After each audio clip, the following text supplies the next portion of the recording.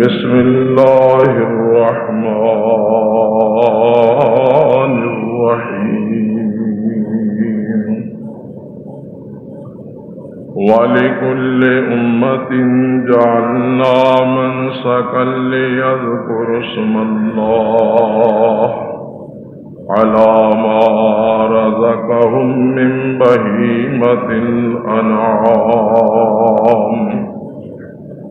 فإلهكم إله واحد فله واسلموا وبشر المخبتين الذين إذا ذكر الله وجلت قلوبهم والصابرين على ما أصابهم والمقيم الصلاة ومما رزقناهم ينفقون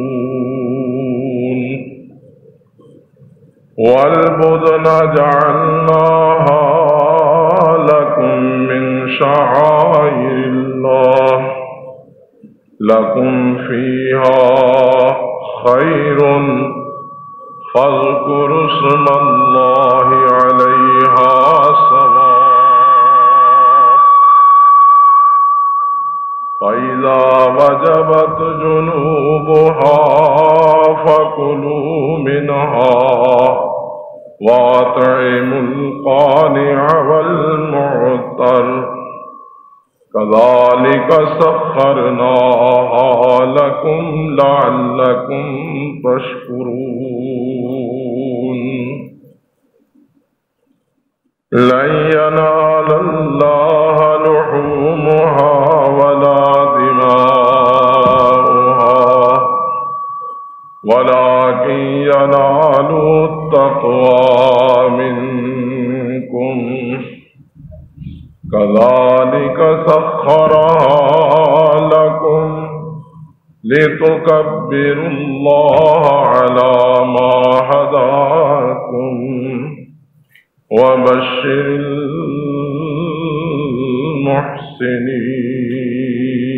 المحسنين.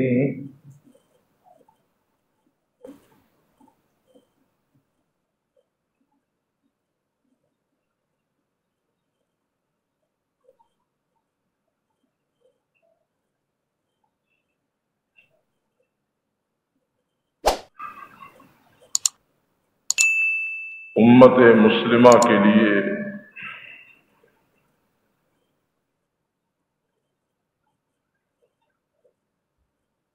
فطری تقاضوں کو ملحوظ رکھتے ہوئے اسلام نے شریعت مطہرہ نے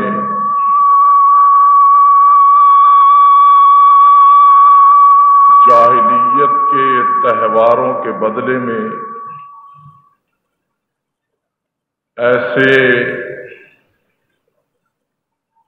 تہوار عطا کیے ہیں کہ جو ان کے لیے خوشی، مسرت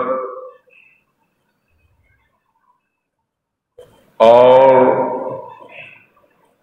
تفریح طبع کے ساتھ ساتھ اچھا لباس، اچھے کھانے پینے کا موقع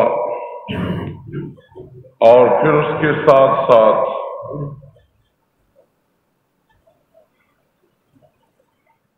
رب رحمان و رحیم کی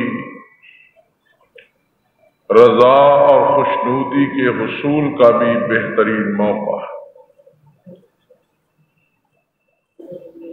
حضرت انس رضی اللہ تعالی عنہ بیان فرماتے ہیں کہ رسول اللہ صلی اللہ علیہ وسلم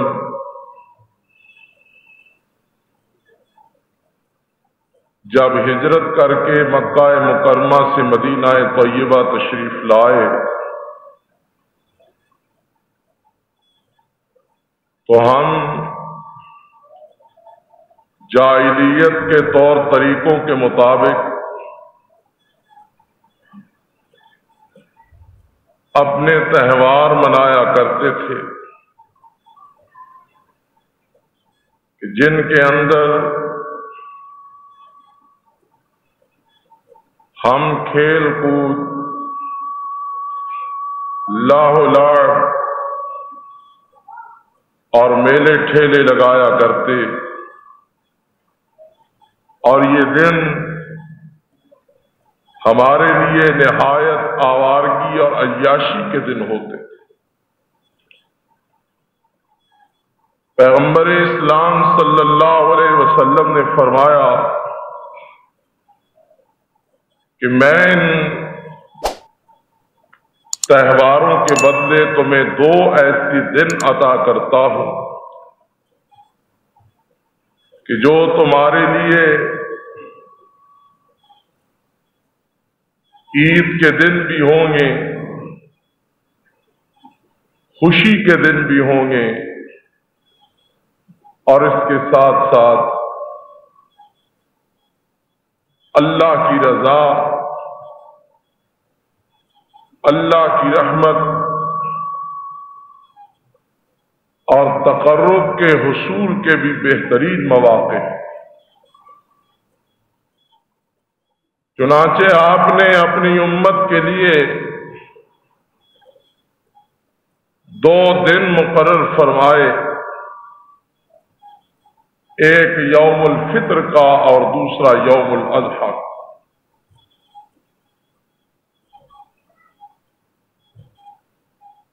جہاں آپ نے اپنی سنت سے ان دونوں ایام میں یہ اہتمام فرمایا کہ اس دن تمہیں غسل کرنا چاہیے، صاف ستھرا، اگر ممکن ہو تو نیا، نہیں تو پرانا ہی دھلوا کر صاف ستھرا لباس پہننا چاہیے، خوشبو لگانی چاہیے، اور جہاں تک بھی شریعت نے تمہیں اجازت دی ہے کھانے پینے، اللہ کے بندے اندر کا ہے تو باہر کا، اندر کا چیزیں دے رہے، اس کو اندر سے صاف کر، اوپر والا نظیر تجھے پتا ہے تو تو سیٹ کر، اوپر کا جو اندر کا ہے وہ باہر کا ہے، اندر والا چیخیں دے رہا ہے اسے چھیڑتے نہیں۔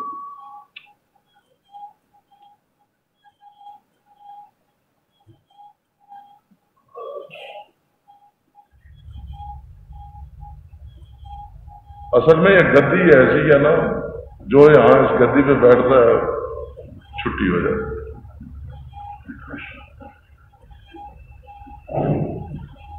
کیا کہا ہے جی میں نے؟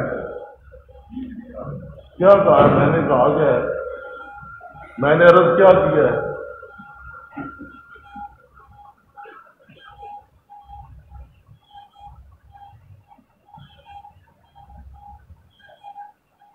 تو بہرحال عید الفطر اور عید الاضحیٰ یہ 2 اسلام کی تہواریں ہیں،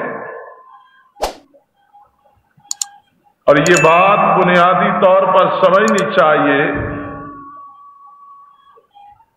کہ اسلام کی تہواروں اور کفر کی تہواروں میں کیا فرق ہے۔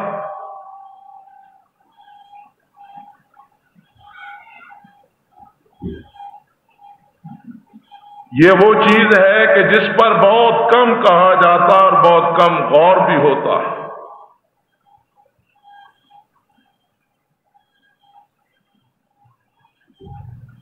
کافروں کی تہواریں آپ نے بر صغیر میں ہندوؤں کی تہواریں دیکھی ہوں گی، سکھوں کی تہواریں، انگریزوں کی تہواریں، کرسمس جیسی، ان تہواروں پر ان کافروں کا انداز کیا ہوتا؟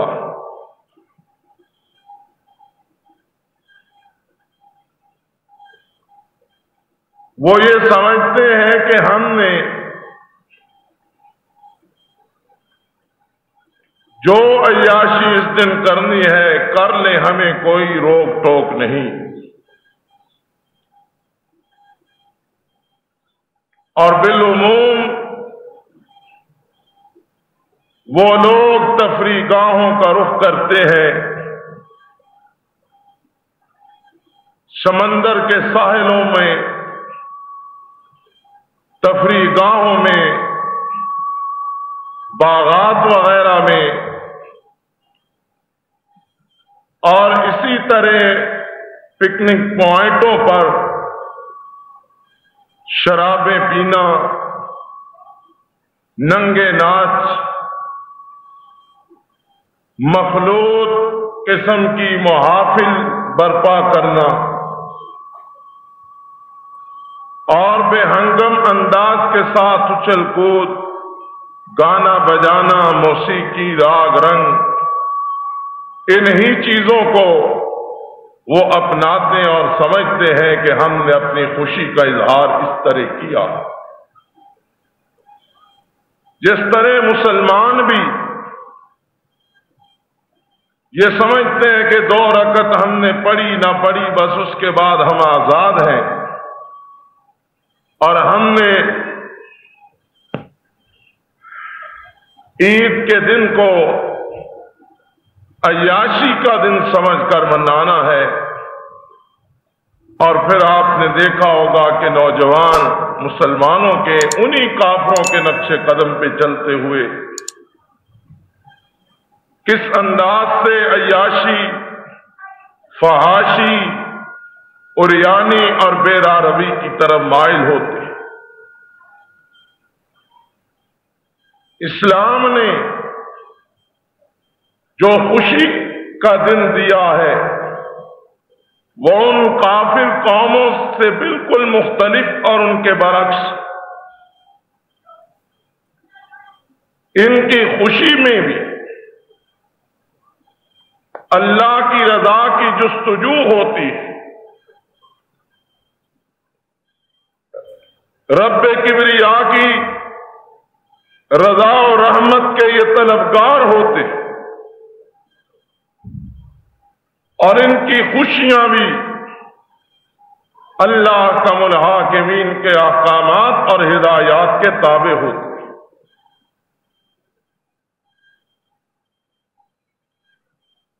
کیونکہ مسلمانوں کی عید اور خوشی در حقیقت اصل خوشی یہ ہے کہ ان کا اللہ ان سے راضی ہو جائے۔ حضرت علی رضی اللہ تعالی عنہ عید کے دن ایک پیالے میں باسی روٹی بھگو کر کھا رہے تھے۔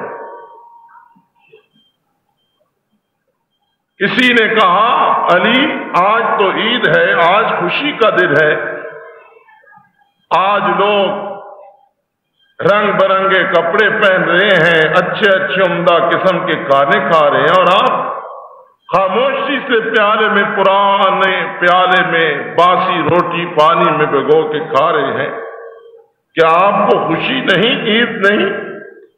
فرمایا میں جانتا ہوں عید کا دن ہے، لیکن ایک عید یہ ہے اور ایک عید آگے آنے والی ہے۔ علی کی عید تو اس دن ہوگی جس دن اللہ نے کہا علی جاؤ میں تجھ سے راضی ہوں، میری جنت میں داخل ہو جاؤ، میں تو اس دن خوشی مناؤں گا۔ میری عید تو اس دن ہوگی جس دن میرے اللہ نے مجھے اپنی رضا کا سرٹیفکیٹ عطا کر کے اپنی جنت میں داخل ہونے کا حکم دے دے۔ اور سچی بات یہی ہے کہ وہ مسلمان کتنی ہی خوشیاں منائے، کتنے ہی پروگرام مرتب کیوں نہ کرے، اگر اللہ اس سے ناراض ہے تو وہ دنیا و آخرت میں گھاٹے اور نقصان کا شکار ہے۔ لیکن اگر کسی شخص سے اللہ راضی ہے تو جس قدر اللہ راضی ہے اسی قدر اس کی عید کی مسرت میں بھی اضافہ ہوتا۔ جبھی تو کسی اللہ کے بندے نے عید کے تصور کو، کہ عید کا صحیح تصور مسلمانوں کے لیے کیا ہوتا ہے، اس کے بارے میں ان الفاظ میں اظہار کیا ہے۔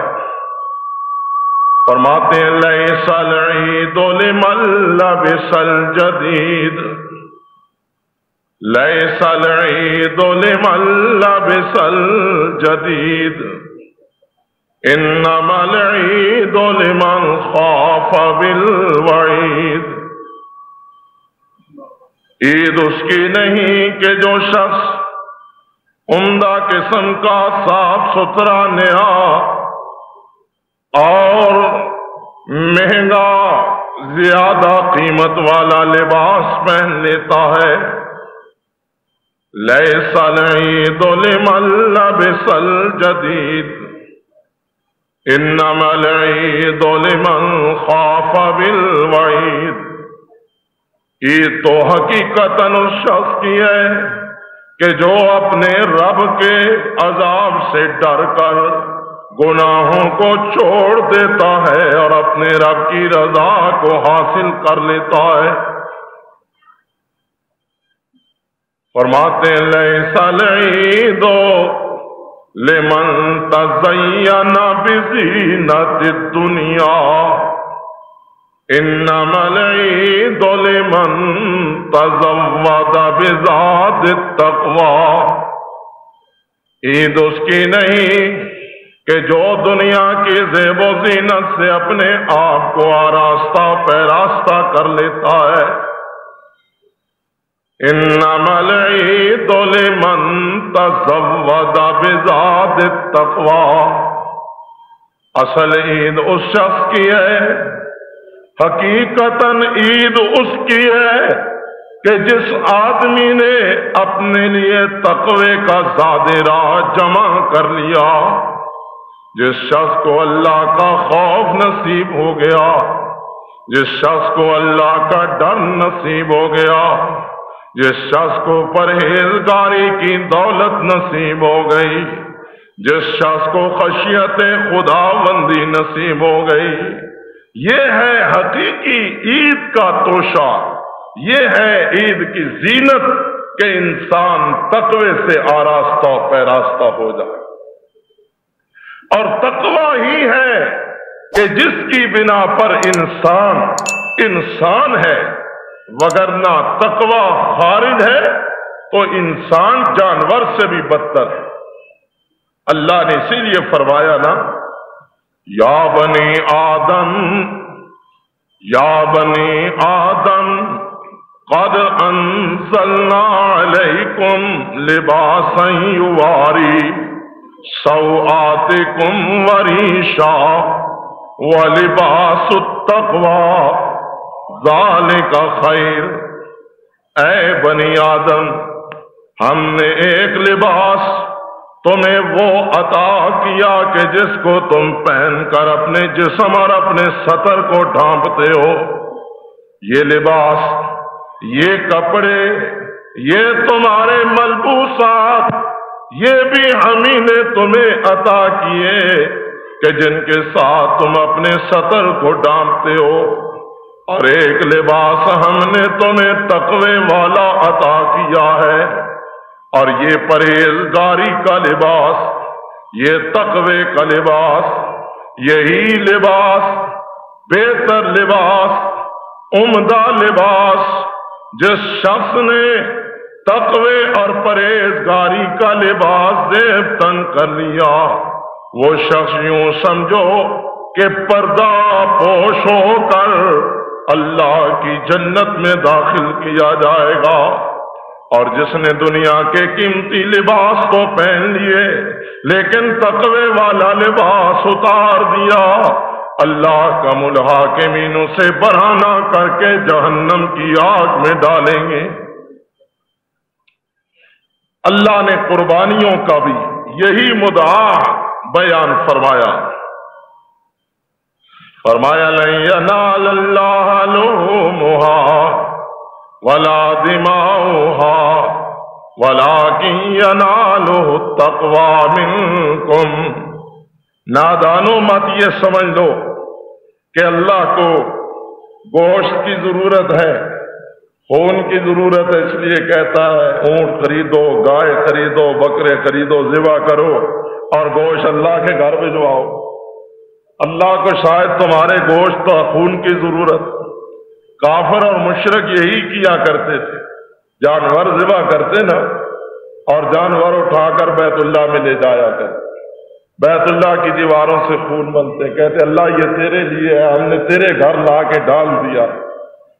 گوشت وہاں پہ رکھ دیتے، خون بہا۔ رسول اللہ صلی اللہ علیہ وسلم آئے، اللہ نے فرمایا میرے حبیب ان کو کہیے لے جاؤ۔ اللہ یہ نہیں چاہتا کہ گوشت دو یا خون دو، اللہ کو تمہارے گوشت اور خون کی ضرورت نہیں۔ وَلَٰكِن يَنَالُهُ التَّقْوَىٰ مِنكُمْ، در حقیقت اللہ کو تمہاری طرف سے تقوی درکار ہے، پرہیزگاری درکار ہے۔ اللہ تعالیٰ تمہارے دلوں کے اندر جو تقوی ہے اسی کو دیکھ کے خوش ہو جاتا ہے۔ تمہارے عمل میں رب کی رضا ہو، اخلاص ہو، ریاکاری نہ ہو، شہرت نہ ہو، جیوا جیوا فلاں نے اتنے 1000 روپے، اتنے جانور خریدے، اتنا پیسہ لگایا اور کیا بات ہے اس کی قربانی۔ بس یہ واہ واہ، شہرت، ریاکاری، نمود، نمائش ہوئی، عمل برباد ہو گیا۔ جتنا بھی عمل اللہ کی توفیق سے تھوڑا ہے یا زیادہ، بے ریا، بے نمود، اللہ کی رضا، اللہ کی خوشنودی کے لیے ہونا چاہیے۔ اللہ نے توفیق دی، سینکڑوں جانور خرید کے ذبح کرو، کوئی ممانعت، مذائقہ، پابندی نہیں، لیکن ریاکاری نہ ہو، نمود نہ ہو، شہرت نہ ہو، اللہ کی رضا مطلوب اور مقصود ہو۔ اللہ رب الحاکمین نے فرمایا کہ نہیں چاہیے نہ تمہارا گوشت نہ تمہارا خون، وَلَٰكِن يَنَالُهُ التَّقْوَىٰ مِنكُمْ، اللہ کو تو صرف تمہارے دل کے اندر جو تقوی ہے نا، پرہیزگاری ہے، اخلاص ہے، للہیت ہے، خدا خوفی ہے، وہ چاہیے۔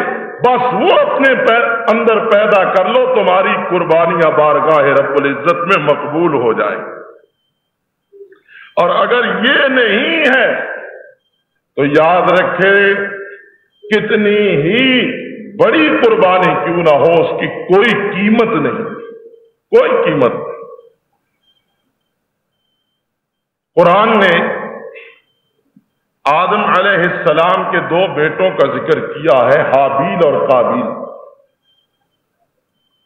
دونوں آدم علیہ السلام کے بیٹے تھے، بھائی تھے۔ ایک بات پر حسد پیدا ہو گئی۔ آدم علیہ السلام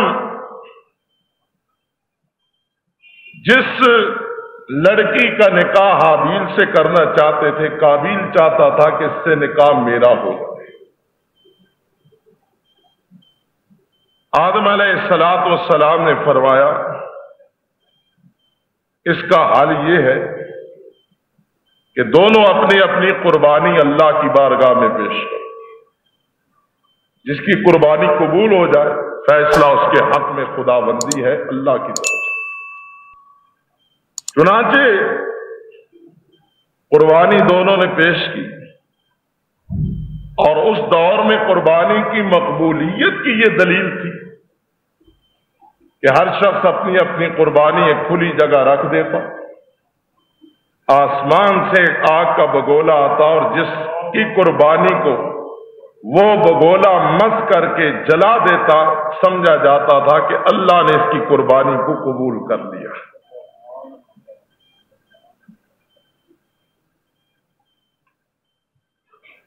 چنانچہ فرمائے قربا قربانا فتقبل من احدہما ولم یتقبل من الآخر، دونوں نے قربانی پیش کی، حابیل نے بھی اور قابیل۔ اللہ نے ایک کی قربانی کو قبول کر لیا، دوسرے کی قربانی کو رب نے رد کر دیا۔ قابیل کی قربانی رد ہو گئی، حابیل کی قربانی قبول ہو گئی۔ قابیل غصے میں آ گیا، حسد پیدا ہو گیا بھائی کے ساتھ کہ بھائی کو اللہ تعالیٰ نے یہ شرف قبولیت کیوں دے دیا؟ کہنے لگا لأقتلنک، میں تجھے مار ڈالوں گا، میں تجھے قتل کر دوں گا۔ بے شک بھائی ہے، لیکن یہاں میں تجھے اپنے برابر نہیں دیکھ سکتا۔ برابر کیا، تو مجھ سے آگے بڑھ گیا۔ اس نے کہا بھائی تم مجھے قتل کرتے ہو تو کرو، لیکن میں تیرے ناحق خون کے ساتھ اپنے ہاتھوں کو نہیں رنگوں گا، میں تجھے نہیں ماروں گا، میں زیادتی نہیں کروں گا، تو کرتا ہے تو کر۔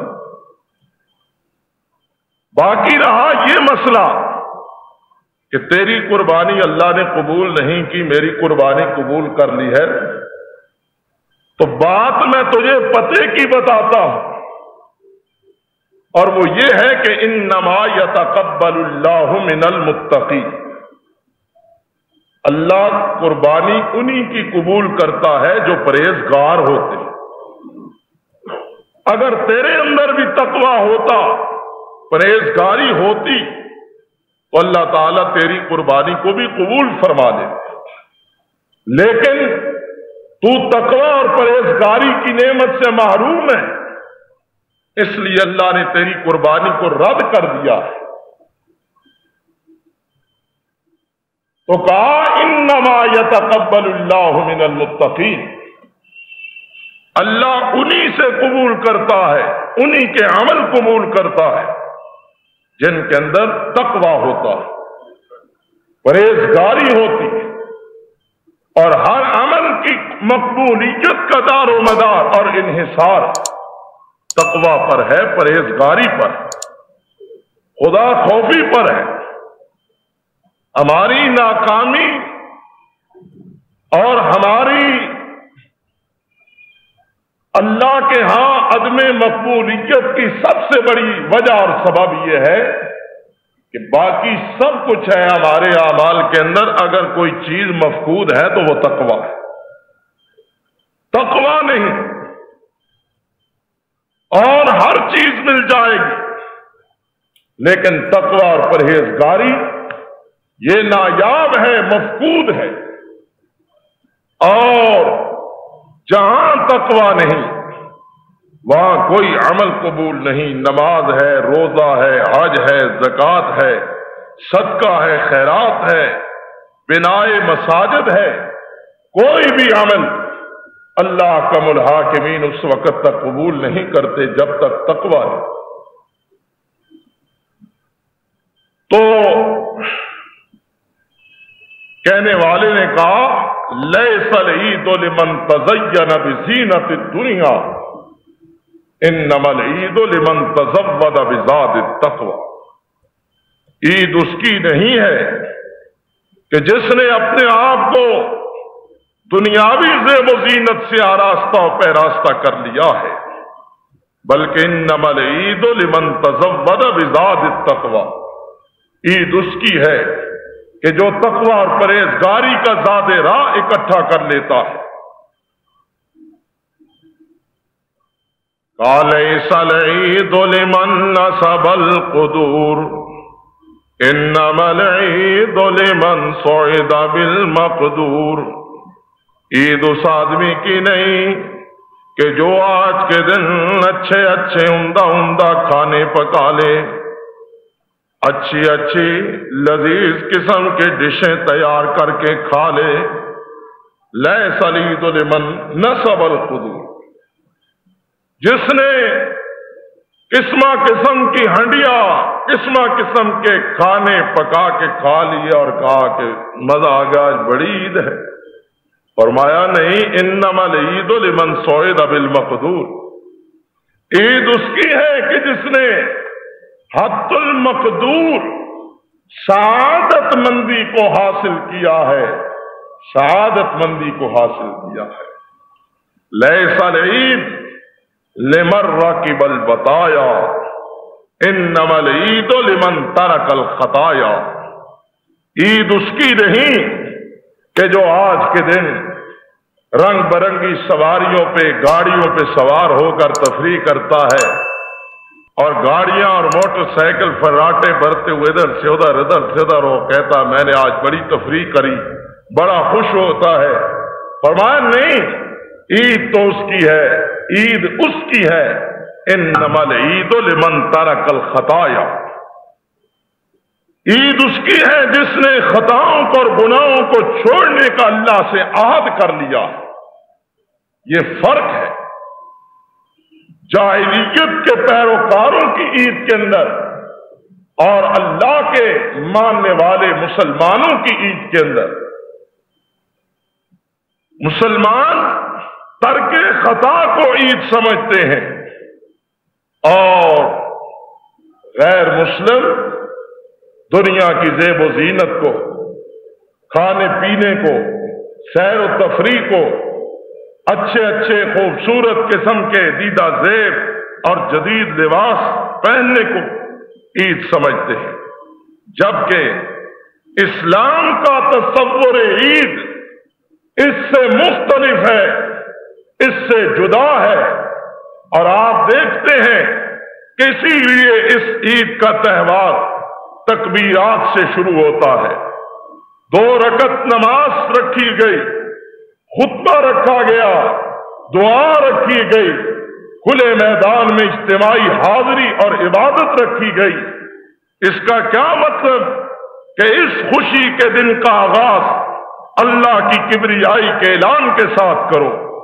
اس خوشی کے دن کے آغاز میں اپنے گھر سے بے شک تم اچھا نیا صاف ستھرا لباس پہن کر نکلو، لیکن تمہاری زبانوں پر کوئی لفظ باطل اور بیہودہ بات نہیں ہونی چاہیے، بلکہ اللہ کی کبریائی کے ترانے ہونے چاہیے۔ اور جب تم کھلے میدان میں جمع ہو جاؤ، اپنے بچوں کو، اپنے بوڑھوں کو، اپنے بھائیوں کو، اپنی عورتوں کو، اپنی اولادوں سب کو لے کر نکلو، اور کھلے میدان میں جمع ہو کر 2 رکعت نماز ادا کر کے رب کبریا کی بارگاہ میں سر بسجود ہو کر اظہار عز و نیاز کو بجا لاؤ۔ اور پھر اس کے بعد تم اللہ کا ذکر کرو، اللہ کی یاد کرو، تجدید عہد کرو، ایثار اور قربانی کا، تقوی اور پرہیزگاری کا، خدا خوفی کا، شریعت پر پابند رہنے کا عزم اور عہد کرو۔ اور پھر اس کے بعد ہاتھ پھیلا کر اللہ کی بارگاہ میں دعائیں کرو، دین و دنیا کی بلائیوں کو طلب کرو۔ اس کے بعد تم کھاؤ پیو گھومو پھرو، لیکن تمہارے اس تہوار کا آغاز اللہ کی ذات کے ساتھ غیر متسلسل وابستگی اور تعلق کے ساتھ ہونا چاہیے۔ اور یہ دن تمہیں ابتدائی سبق دیتا ہے کہ مومنو یاد رکھو، مادر پدر آزاد ہو کر گھومنا پھرنا یہ کوئی کمال نہیں، کمال یہ ہے کہ اللہ کے ساتھ اپنے تعلق کو مضبوطی کے ساتھ قائم کرو۔ اور یہ بھی یاد رکھیں کہ اس تصور کے ساتھ ساتھ ایک اور تصور بھی ہے، وہ ہے اللہ کم الحاکمین نے رسول اکرم صلی اللہ علیہ وسلم کو جہاں قربانی کا حکم دیا نا، قرآن کی مختصر سی صورت انا اعطیناک الکوثر فصل لربک وانحر ان شانئک هو الابتر، رب نے نماز کا بھی حکم دیا اور قربانی کا بھی حکم دیا۔ اور اس آیے کریمہ کا شان نزول اگر سامنے رکھا جائے تو انتہائی مؤثر انداز میں بات سمجھ آتی ہے۔ اللہ کم الحاکمین نے رسول اکرم صلی اللہ علیہ وسلم کو حضرت خدیجہ الکبریٰ کے بطن سے 2 بیٹے اور 4 بیٹیاں عطا فرمائیں۔ 4 بیٹیاں زینب، رقیہ، ام کلثوم، فاطمہ الزہرا رضوان اللہ عنہن اجمعین۔ بیٹے عبداللہ جن کا لقب طاہر و طیب تھا، اور دوسرا بیٹا ابو القاسم جس کا نام قاسم رسول اللہ صلی اللہ علیہ وسلم نے رکھا، اور انہی کی کنیت کے ساتھ ابو القاسم کی کنیت آپ کی مشہور ہوئی۔ ایک اور بیٹا حضرت ماریہ کے بطن سے رسول اکرم صلی اللہ علیہ وسلم کا ہوا۔ گویا کہ 4 بیٹیاں اور 3 بیٹے اللہ نے اپنے پیغمبر کو عطا فرمائے۔ اللہ کی شان، حضرت زینب کا بھی انتقال ہو گیا رسول اللہ صلی اللہ علیہ وسلم کی زندگی میں، حضرت رقیہ کا بھی انتقال ہو گیا، حضرت ام کلثوم کا بھی انتقال ہو گیا، اور تینوں بیٹے عبداللہ، طاہر و طیب، قاسم اور ابراہیم، یہ 3 بیٹے یکے بعد دیگرے اللہ نے دیے، اور تینوں کی وفات بھی رسول اللہ صلی اللہ علیہ وسلم کی زندگی میں ہوئی۔ جب تینوں بیٹے فوت ہو گئے، اب آپ جانتے ہیں کہ سلسلہ نسب بیٹے سے قائم رہتا ہے کہ یہ فلاں کا بیٹا ہے، فلاں کا پوتا ہے، فلاں کا پڑپوتا ہے، فلاں خاندان سے تعلق رکھتا ہے۔ اب تینوں بیٹے حضرت کے فوت ہو گئے۔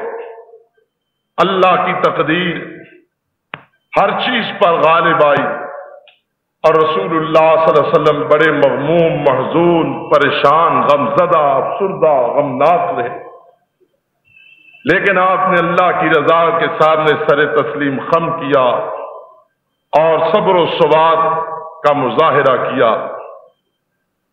کافروں نے بڑی خوشی منائی، کہا دیکھو اب محمد صلی اللہ علیہ وسلم کا بیٹا ہی کوئی نہیں ہے کہ آگے اس کی شادی ہو، اس کی اولاد ہو، اور اس طرح نام محمد باقی رہے صلی اللہ علیہ وسلم۔ گویا یہ نسل بریدہ ہے، اس کی نسل اب کٹ چکی ہے، اس کا سلسلہ نسب اور نسل اب منقطع ہو چکا ہے، ختم ہو چکا ہے، اور اس پر بڑے انہوں نے بغلیں بجائیں اور بڑے خوش ہوئے۔ حالانکہ موت، خوشی، پیدا ہونا، مرنا، یہ ہر انسان کی زندگی کا حصہ اور جز ہے، اور یہ باتیں ہر گھر میں ہوتی ہیں۔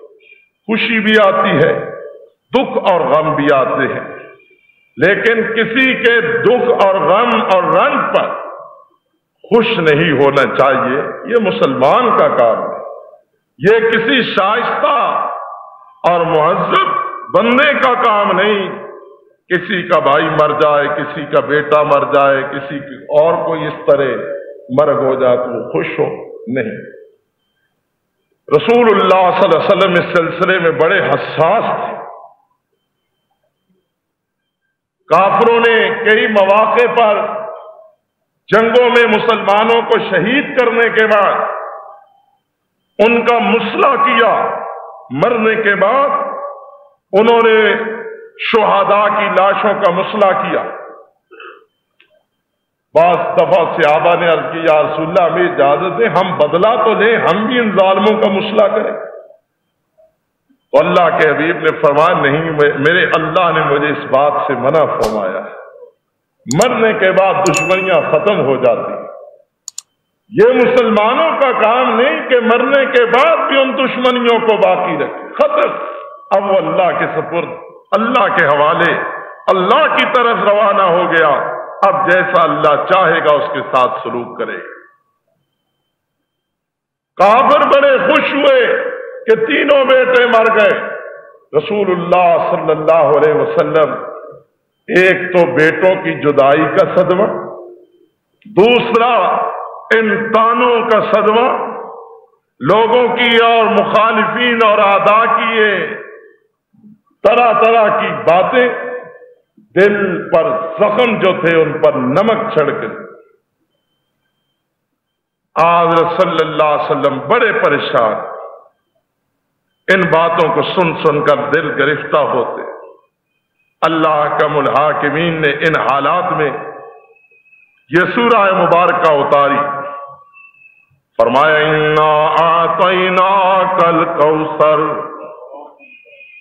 انا اعطیناک الکوثر فصل لربک وانحر ان شانئک هو الابتر۔ اے میرے حبیب صلی اللہ علیہ وسلم، انا اعطیناک الکوثر، ہم نے آپ کو خیر کثیر عطا فرمائی، ہم نے آپ کو خیر کثیر عطا فرمائی۔ کسی کا ایک بیٹا، کسی کے دو، کسی کے چار، کسی کے 10 بیٹے ہوں گے، کسی کے 20 بیٹے ہوں گے۔ کہاں تک کوئی یاد صاحب ہوگا نا کہ جی فلاں کے اتنے بیٹے ہیں، اتنے پوتے ہیں، اتنے پڑ پوتے، بس اس کے بعد گنتی ختم ہو جائے گی۔ لیکن اے میرے پیغمبر، ٹھیک ہے آپ کا صلبی بیٹا تو کوئی باقی نہیں بچا، لیکن آپ کی ساری امت آپ کی روحانی اولاد ہے۔ یہ آپ کی امت کا ہر فرد آپ کا روحانی بیٹا، آپ کی روحانی بیٹیاں۔ اے میرے حبیب، ہم نے آپ کو کثرت والی امت عطا فرمائی، ہم نے آپ کو خیر کثیر سے نوازا۔ بعض نے مانا کیا ہے، اے میرے حبیب ہم نے آپ کو امت کثیر عطا فرمائی، اے پیغمبر ہم نے آپ کو حوض کوثر عطا فرمایا، اے میرے پیغمبر ہم نے آپ کو قرآن عطا فرمایا، اے میرے پیغمبر ہم نے آپ کو لواء الحمد عطا فرمایا، اے میرے پیغمبر ہم نے آپ کو مقام محمود عطا فرمایا، اے میرے پیغمبر ہم نے آپ کو تاج ختم نبوت پہنایا، اے میرے پیغمبر ہم نے آپ کو اپنے تقرب کا وہ اعلیٰ مقام عطا فرمایا جو کسی کو نصیب نہ ہو سکا۔ بلکہ میں سمجھتا ہوں اللہ نے لفظ ہی ایسا جامع استعمال فرمایا کہ یہ ساری کی ساری خیر کثیر اس کے اندر مجتمع ہو جاتی ہے، سمٹ جاتی ہے۔ فرمایا حبیب پریشان نہ ہو، کوئی بچے اپنے والدین کا نام لیتے ہیں، کوئی نہیں لیتے، کوئی لیتے بھی ہیں تو ایک وقت آتا ہے کہ وہ نام لیوا ختم ہو جاتے ہیں۔ کوئی ایسے بدبخت اور ناہنجار ہوتے ہیں کہ وہ اپنے والدین کے بعد، اپنے والدین کی زندگی کے بعد اپنی بدعمالیوں کے ساتھ ان کو رسوا کرتے رہتے ہیں۔ یہ مختلف قسم کے لوگ ہیں کہ جنہوں نے اپنے والدین کے نام کو باقی رکھا یا روشن رکھا یا مٹایا یا رسوا کیا۔ بہرحال اس کی ایک حد ہے، ایک دائرہ ہے، لیکن آپ کی روحانی اولاد، آپ کی امت قیامت تک آپ کا نام لیتی رہے گی، اور عزت کے ساتھ، ادب کے ساتھ، احترام کے ساتھ آپ کا نام رہتی دنیا تک میں اللہ باقی رکھوں گا، اور یہ نام ہمیشہ ہمیشہ باقی رہے گا۔ میرے پیغمبر آپ کیا کریں؟ فَصَلِّ لِرَبِّكَ وَانْحَرْ، آپ اپنے رب کے لیے نماز پڑھیں، نماز ادا کریں، وَانْحَرْ، نہر کریں، قربانی کریں۔ حلقوم کو کاٹنا نہر ہے، آج کا دن بھی یوم النہر ہے۔ فَصَلِّ لِرَبِّكَ وَانْحَرْ، پہلے اپنے رب کے لیے نماز پڑھیں، پھر قربانی کریں۔ إِنَّ شَانِئَكَ هُوَ الْأَبْتَرُ، اے میرے پیغمبر إِنَّ شَانِئَكَ هُوَ الْأَبْتَرُ، بے شک نسل بریدہ وہی ہے کہ جو آپ کا دشمن ہے، آپ کے ساتھ ضد رکھنے والا، قد رکھنے والا، دشمنی رکھنے والا، آپ کو پسند نہ کرنے والا اس کا نام مٹ جائے گا، اس کا کوئی نام لیوا باقی نہیں رہے گا۔ اے محمد عربی، آپ کا نام تو قیامت تک اور بعد از قیامت بھی باقی رہے گا۔ اللہ نے ان حالات میں جہاں تسلی دی، جہاں اپنی نعمت کا احساس دلایا، وہاں حکم کس بات کا دیا؟ فَصَلِّ لِرَبِّكَ وَانْحَرْ۔ یہاں بھی اللہ نے نماز اور قربانی کا حکم دیا کہ نماز اور اس کے بعد قربانی۔ اور یہ قربانی، جیسے میں نے عرض کیا، قربانی کا معنی ہی کسی متاع عزیز کو قربان کر دینا اللہ کی رضا کے لیے، اللہ کی قربت کے حصول کے لیے، یہ قربانی ہے۔ اور میرے بھائیوں، قربانی صرف اسی معنی میں نہ لیں کہ بے زبان جانور کو ذبح کیا تو قربانی کا حق ادا ہو گیا، بلکہ قربانی کا مفہوم بہت اعلیٰ اور بہت عرفہ ہے۔ صاحب اسد الغابہ نے لکھا ہے کہ دور جاہلیت کی ایک بہت بڑی شاعرہ، خنسا اس کا نام تھا، اور بعض نے ام خنسا لکھا ہے، بعض نے خنسا لکھا ہے۔ وہ بہت بڑی ایک شاعرہ تھی، اپنی خوشی کے ساتھ تحقیق اور جستجو کے بعد پڑھی لکھی عورت تھی، بہت بڑی شاعرہ، خطیبہ اور ادیبہ تھی۔ اس نے تحقیق کے بعد اسلام قبول کیا، مسلمان ہوئی۔ مسلمان ہونے کے بعد اپنی قوم اور کنبے، قبیلے اور خاندان کے ساتھ ہجرت کر کے مدینے بھی آئی۔ حضرت عمر فاروق رضی اللہ تعالی عنہ کے دور میں جنگ قادسیہ برپا ہوئی۔ یہ زخمیوں کی مرہم پٹی کے لیے، پانی بھرنے کے لیے، مجاہدوں کے کھانا تیار کرنے کے لیے، ان کی جو بھی ضروریات ہیں جو اس کے بس میں ہے ان کو پورا کرنے کے لیے 4 بیٹے ہیں اور 5ویں بیوہ ماں ہے۔ پانچوں افراد، ماں اور 4 بیٹے، بیوہ ماں، 4 بچے جن کا باپ ہے، یہ ان کے ساتھ جنگ قادسیہ میں شریک ہے۔ جنگ قادسیہ میں کئی مراحل آئے، کئی زیر و بم آئے۔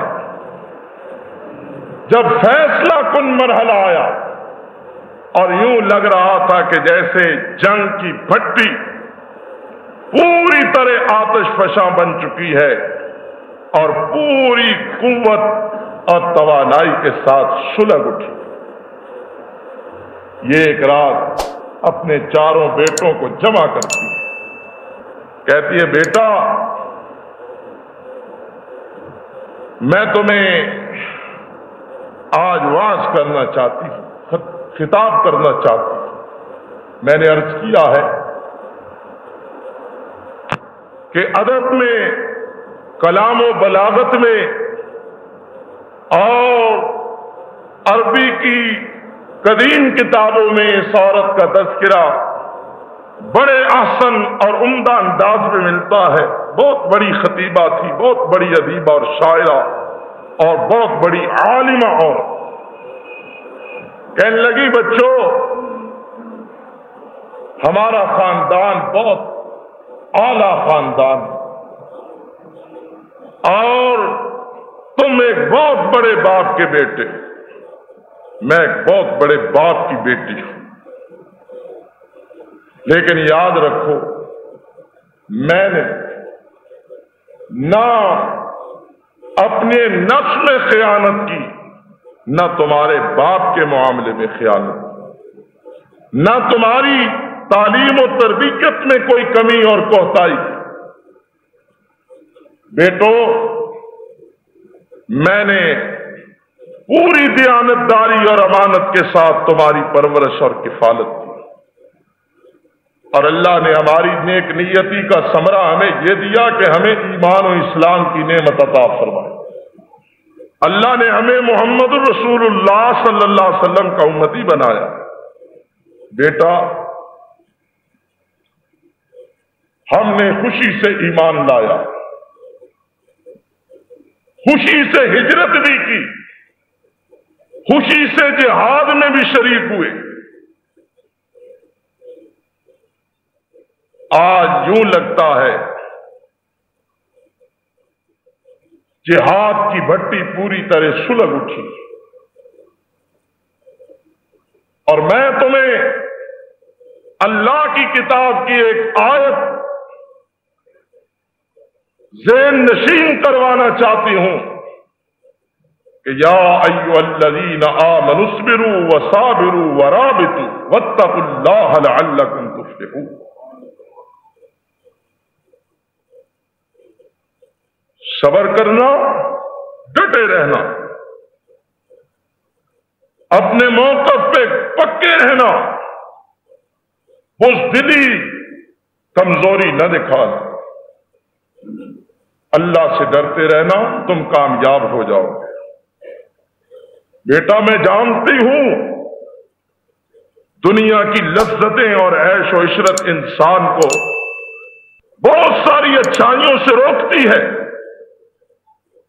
لیکن میرے بچوں یاد رکھ لو، ساری زندگی کی لذتیں ایک طرف ہو اور جنت کی نعمتوں کی لذت ایک لمحے کے برابر ایک طرف ہو، اس لذت کا مقابلہ دنیا کی زندگی کی لذتیں نہیں کر سکتی۔ میں تمہیں ان تمام باتوں سے آگاہ کرنے کے بعد ماں کی حیثیت سے کہتی ہوں کہ اگر تم نے میرا دل خوش کرنا ہے تو بیٹا کل تمہارا نام شہیدوں کی پہلی فہرست میں ہونا چاہیے۔ ایک ایک کر کے جنگ کی سلگتی ہوئی بھٹی کے اندر کودتے جانا اور اسلام کے لیے، عظمت اسلام کے لیے اپنی جانوں کو قربان کرتے ہیں۔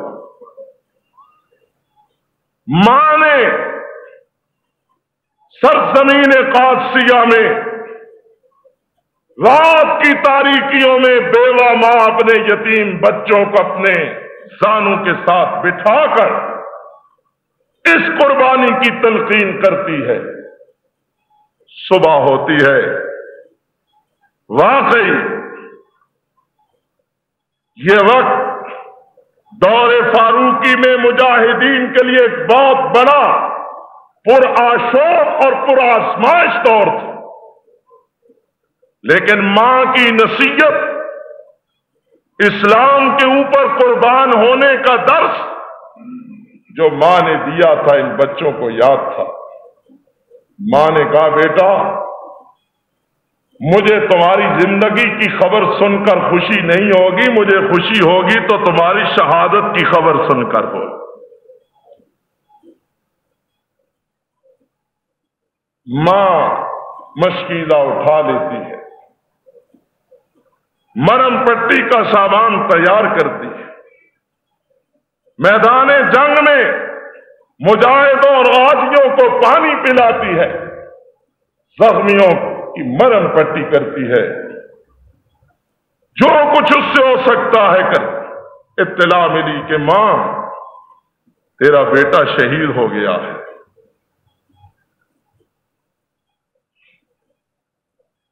کہتی اللہ تیرا شکر ہے۔ دوسرا بیٹا شہید ہو گیا، کہتی اللہ تیرا شکر ہے۔ تیسرا بیٹا شہید ہو گیا، چوتھا بیٹا شہید۔ چاروں بیٹوں کی شہادت کی خبر پا کر یہ بیوہ خاتون کہتی اللہم ربنا تقبل منا، اے ہمارے پروردگار یہ ہماری قربانی ہم سے قبول فرما لے، یہ ہماری قربانی ہم سے قبول فرما لے۔ اور پھر دنیا نے دیکھا کہ یہ نہتے لوگ اس جذبہ قربانی کے ساتھ جب میدان کارزار کے سرفروش بن کر کے نکلتے ہیں، ان کی قربانیاں رنگ لاتی ہیں، پھر ایران کے آتش کدے بجھ گئے، روما کے کلیساؤں پر اسلام کا پرچم لہرانے لگا، اور پھر بعد میں آنے والے بھی جب اس دور کی تاریخ کو پڑھتے ہیں تو وہ بھی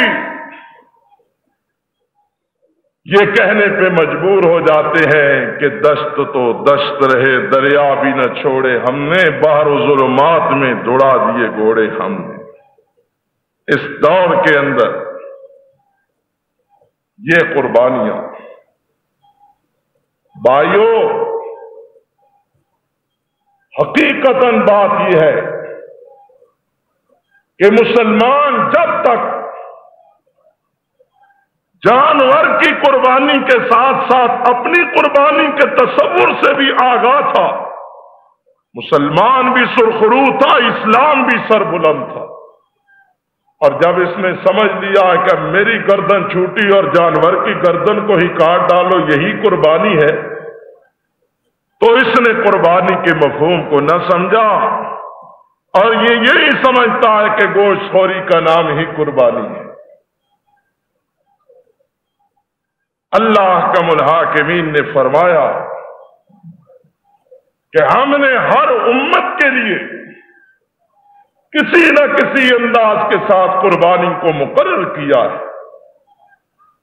یہ خون بہانا تو ایک ریہرسل ہے، ایک مشق ہے، اصل قربانی یہ ہے کہ اپنی جان اگر تمہیں قیمتی نظر آتی ہے، رب اس کو مانگتا ہے یہ قربان کر، اولاد مانگتا ہے اولاد قربان کر، وطن مانگتا ہے وطن قربان کر دو، مال مانگتا ہے اللہ مال قربان کر دو۔ کیا صحابہ نے صرف دمبے بکرے ہی ذبح کیے تھے، یا ہجرتیں بھی کی تھیں، یا مال بھی لٹائے تھے، یا اولادیں بھی قربان کی تھیں، یا جام شہادت بھی نوش کیے تھے؟ کیا بکروں کی قربانی دی تھی یا باقی قربانیاں بھی صحابہ نے دی تھی؟ یہ قربانی تو ہمیں یاد ہے اور باقی قربانیاں ہمیں بھول چکی۔ نہیں بھائیو، یہ قربانی ہمیں اور قربانیوں کی ترغیب دیتی ہے کہ آگے بڑھو، اپنے ایمان کو مستحکم اور مضبوط کرو، اور اس سے بڑی قربانی بھی اگر اللہ کی راہ میں اللہ کی رضا کے لیے دینی پڑے تو دریغ نہ کرے۔ اللہ تعالیٰ تمہیں اس کے عوض اپنا تقرب عطا فرمائے گا، اللہ اس کے عوض تمہیں کامیابی اور سرخروئی عطا فرمائے گا۔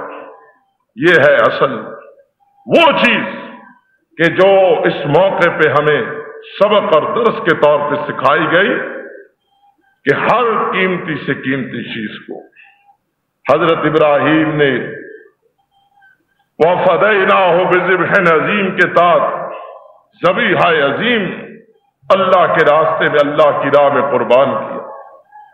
لیکن آپ جانتے اس سے پہلے حضرت ابراہیم نے وطن کی قربانی بھی دی، والدین کو اللہ کی محبت پر قربان کرنے کی قربانی بھی ابراہیم نے دی۔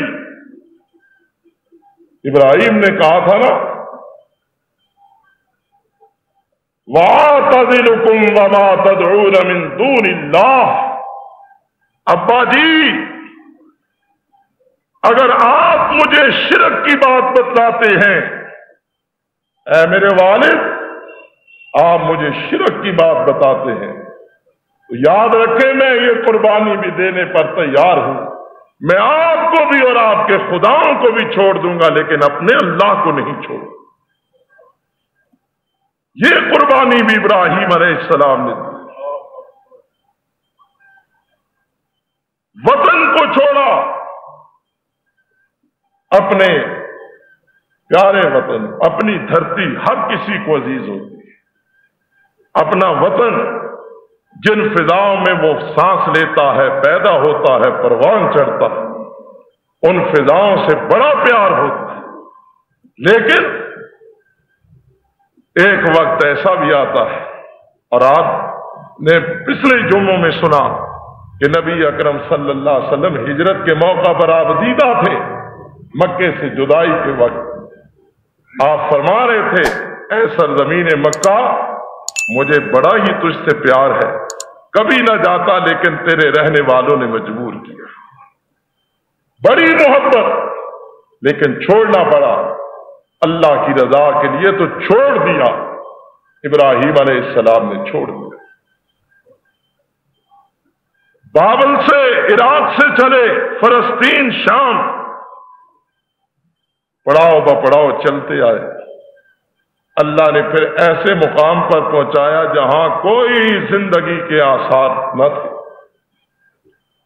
ایک سی خار بچہ رفیقہ حیات، حکم ملا ان کو چھوڑ دو۔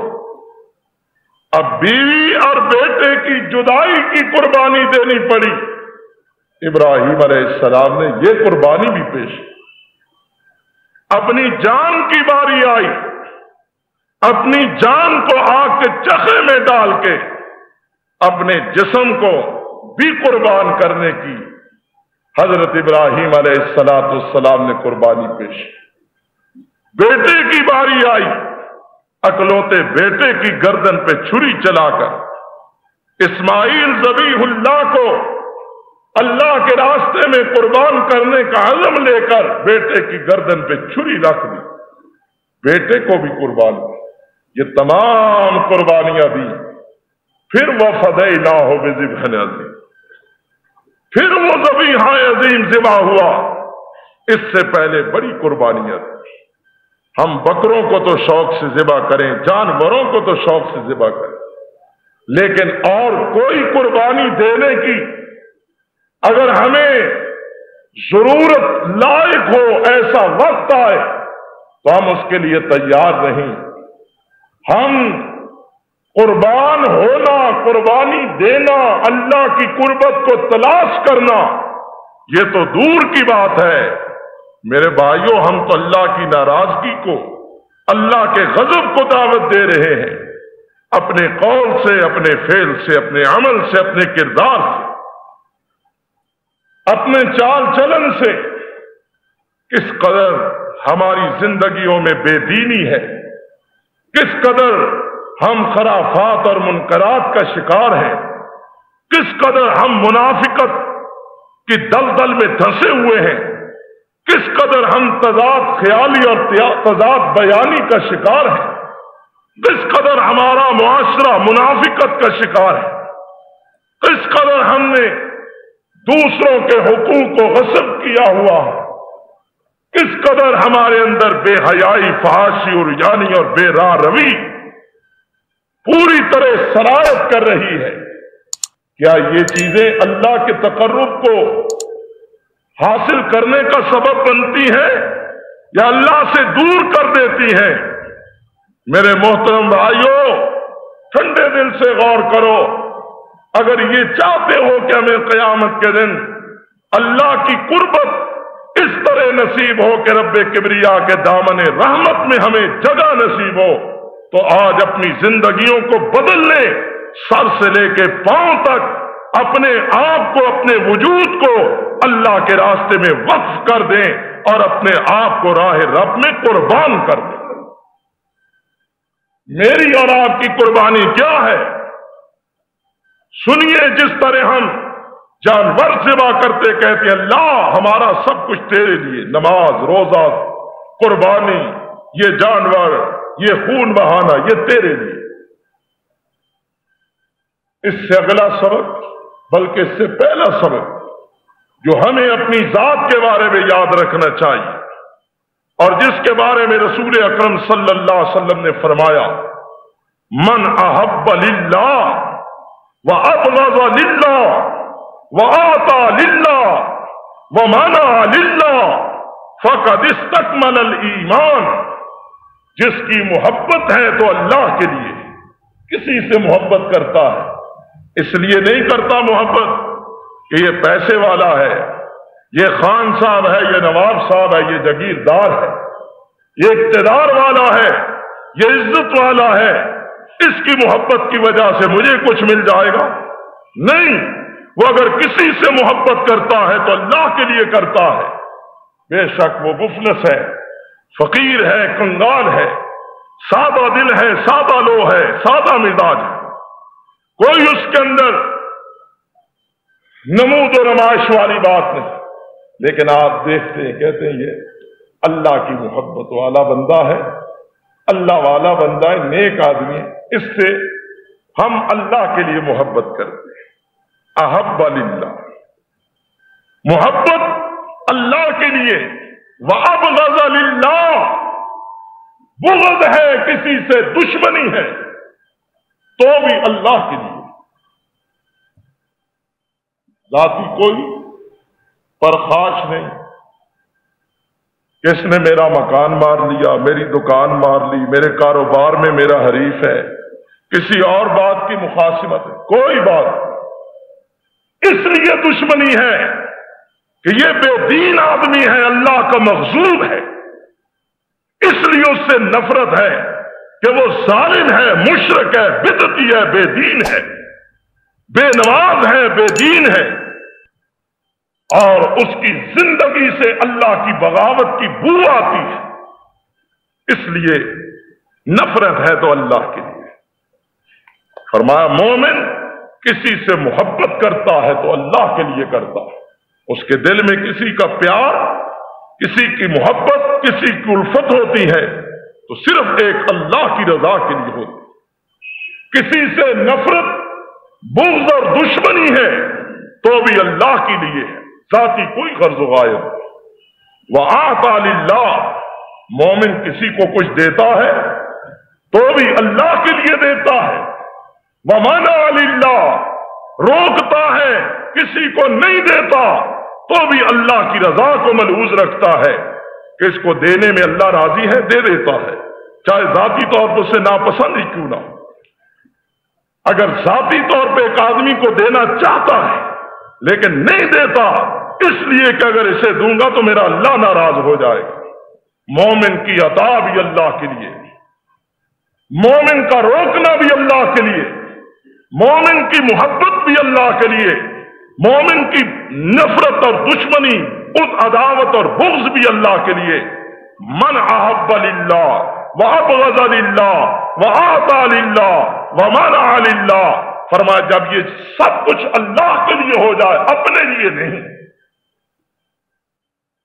یہ بہت بڑی آزمائش اور بہت بڑی قربانی، بہت بڑی ایک رکاوٹ ہے اس مقام پر، اس لیے کہ اپنی ذات کو ہر کوئی ملحوظ رکھتا، اپنے مفاد کو، اپنی سوچ کو، اپنی امید کو، اپنی فکر کو، اپنی ترجیح کو، اپنی پسند کو ہر آدمی اولیت دیتا ہے، لیکن مومن اپنی کسی بات کو اہمیت اور اولیت نہیں دیتا، سب کچھ اللہ کے لیے کرتا ہے۔ فرمایا جو شخص سب کچھ اللہ کے لیے کرتا ہے فقد استکمل الایمان، اس شخص نے اپنے ایمان کو کامل کر لیا، وہ کامل ایمان والا ہے جس کی محبت بھی اللہ کے لیے، جس کی عداوت بھی اللہ کے لیے، جس کا دینا بھی اللہ کے لیے، جس کا روکنا بھی اللہ کے لیے، سب کچھ اللہ کے لیے۔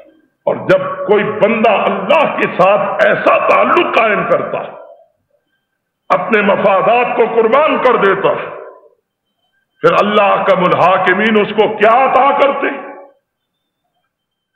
یہاں کے ہیلے بہانے، کوششیں، محنتیں یہی کی یہی دھری رہ جاتی، بڑے لوگ پاپڑ بیلتے ہیں اور ایسے لوگ کہ جو سیاہ اور سفید کے مالک ہوتے ہیں، لیکن دنیا نے دیکھا کہ ان کے پاپڑ بیلنے ان کے کام نہ آئے، وہ سیدھے مسند اقتدار سے اٹھائے گئے اور تختہ دار پہ پہنچائے گئے۔ کوئی چیز کام آئی ان کے؟ کوئی چیز کام نہیں۔ لیکن جب بندہ اللہ کے لیے سب کچھ کرتا ہے تو اللہ کا الحاکمین فرشتوں کو اپنی طرف متوجہ کرتا ہے، فرماتا ہے یا ملائکتی، او میرے فرشتوں، فرشتے عرض کرتے ہیں جی ہاں اے اللہ رحیم و کریم، ہم تیرے فرمانبردار، ہم تیرے خالق، ہم تیرے حکم کے منتظر، اللہ حکم۔ فرمایا میرے فرشتوں زمین پہ فلاں میرا بندہ ہے، اس کا ہر عمل میری رضا کے تابع ہوتا ہے، وہ ہر کام کرنے سے پہلے یہ سوچتا ہے کہ میرا اللہ کس طرح راضی ہوتا ہے۔ فرشتوں، میرا فلاں بندہ ہر کام کرنے سے پہلے مجھے راضی کرنے کی سوچتا ہے۔ فرشتوں، تم گواہ رہو، میں اپنے اس بندے سے راضی ہوں، وہ بندہ مجھ سے محبت کرتا ہے، میں اس سے محبت کرتا ہوں، میں اس سے محبت کرتا ہوں۔ فرشتے سن کے کہتے اللہ، جس سے تو محبت کرتا ہے ہم تیرے فرشتے بھی اس سے محبت کرتے۔ وہ ملائکہ مقربین عرش کے گرد کے فرشتوں میں اعلان کرتے ہیں، او فرشتوں، فلاں زمین پر اللہ کا بندہ ہے، وہ اللہ کی رضا کو ملوز رکھتا ہے، وہ اللہ کو راضی رکھتا ہے، اللہ اس سے راضی ہے، اور اللہ نے اس بندے کو بڑی عزت دی اور بڑی محبت عطا فرمائی۔ وہ فرشتے پھر یہی اعلان ساتوں آسمانوں کے فرشتوں میں کرتے ہیں۔ فرشتے بھی کہتے ہیں اللہ، جو تیرا محبوب ہے ہم بھی اس سے محبت کرتے ہیں، جسے تو نے عزت عطا کی ہم بھی اسے ہی معزز جانتے ہیں۔ اللہ کے رسول فرماتے ہیں پھر یہ عزت آسمانوں سے زمین کی طرف آتی ہے، پھر زمین پہ بسنے والوں کے دلوں کے اندر بھی اللہ اپنے اس بندے کی عزت اور محبت پیدا فرماتے ہیں۔ دوستو، ابراہیم تنہا ہجرت کر کے نکلے تھے، یا شیر خوار بچہ تھا، یا بیوی تھی، یا بھتیجے زیر تربیت لوط تھے، باقی کوئی نہ، لیکن آج ابراہیم کا نام باقی ہے نہیں، ابراہیم کی عزت احترام محبت باقی ہے نہیں۔ یہ کس نے باقی رکھی؟ یہ اللہ نے باقی رکھی، اور یہ اسی کے لیے ہوتی ہے کہ جو اپنا سب کچھ اپنے رب کے نام لگا دیتا ہے، کہتا ہے اللہ میں ہر چیز تیری محبت پر قربان کرنے کے لیے تیار ہوں، اللہ ہر چیز کیا میں خود بھی قربان ہونے کے لیے تیار ہوں۔ اور جب ایسی قربانی کا جذبہ اور ایسی قربانی کی عظمت ایک مومن کی روح اور قلب میں اجاگر ہو جاتی ہے، پھر اللہ اسے اپنی قربت عطا فرماتا ہے۔ میرے بھائیوں، ان قربانیوں کے موقع پر، ان خوشیوں کے موقع پر، ان عیدوں کے موقع پر ایک بات یاد رکھ لیا کریں کہ یہ ایسے دن، ایسے مواقع یوم احتساب ہوا کرتے ہیں۔ اپنا احتساب کیجئے گا کہ ہم کہاں تک اللہ کے قریب ہیں، کتنے قریب ہیں، کتنے دور ہیں۔ ہم نے اللہ کا نام لے کر اللہ کی محبت کو کہاں تک پایا، کہاں تک کھویا۔ دنیا کے اندر ہمیں اللہ کی رضا اور رحمت کا کتنا حصہ ملا، اور آخرت میں ہم اس کی کتنے حقدار بن سکتے ہیں۔ اس لیے اپنا جائزہ لیا کریں، احتساب کیا کریں، اللہ سے دعا بھی کیا کرے کہ اللہ تو ہم سے راضی ہو جا، ہمیں اپنی رضا والے کام کرنے کی توفیق عطا فرما، ہمیں اپنی محبت اور سچی محبت نصیب فرما۔ اللہ جھوٹی عزتوں کے بجائے ہمیں دنیا اور آخرت کی سچی عزت نصیب فرما۔ وآخر دعوانا ونستعينه ونستغفره ونؤمن به ونتوكل عليه ونعوذ بالله من شرور أنفسنا ومن سيئات أعمالنا من يهده الله فلا مضل له ومن يضلله فلا هادي له ونشهد أن لا إله إلا الله وحده لا شريك له شهادة تكون للنجاة وسيلة ولرفع الدرجات كفيلا ونشهد أن محمدا عبده ورسوله صلى الله تعالى عليه وآله وسلم أرسله الله تعالى بالحق بشيرا ونذيرا وداعيا إلى الله بإذنه وسراجا منيرا ومن يطع الله ورسوله فقد رشد واهتدى ومن يعص الله ورسوله فقد ضل وغوى أما بعد فإن خير الحديث كتاب الله وخير الهدي هدي محمد صلى الله تعالى عليه وسلم وشر الأمور محدثاتها وكل محدثة بدعة وكل بدعة ضلالة وكل ضلالة في النار أما بعد فقد قال الله تبارك وتعالى في شان حبيبه إن الله وملائكته يصلون على النبي يا أيها الذين آمنوا صلوا عليه وسلموا تسليما اللهم صل على محمد وعلى آل محمد كما صليت على إبراهيم وعلى آل إبراهيم إنك حميد مجيد اللهم بارك على محمد وعلى آل محمد كما باركت على إبراهيم وعلى آل إبراهيم إنك حميد مجيد اللهم أيد الإسلام والمسلمين اللهم أعز الإسلام والمسلمين اللهم انصر الإسلام والمسلمين اللهم انصر من نصر دين محمد صلى الله عليه وسلم وجعلنا منهم واخذل من خذل وأعرض وصرف عن دين محمد صلى الله عليه وسلم ولا تجعلنا منهم اللهم أنت ولينا في الدنيا والآخرة توفنا مسلمين وألحقنا بالصالحين حسبنا الله ونعم الوكيل نعم المولى ونعم النصير لا إله إلا أنت سبحانك إنا كنا من الظالمين رب اغفر وارحم وأنت خير الراحمين سبحان ربك رب العزة عما يصفون وسلام على المرسلين والحمد لله رب العالمين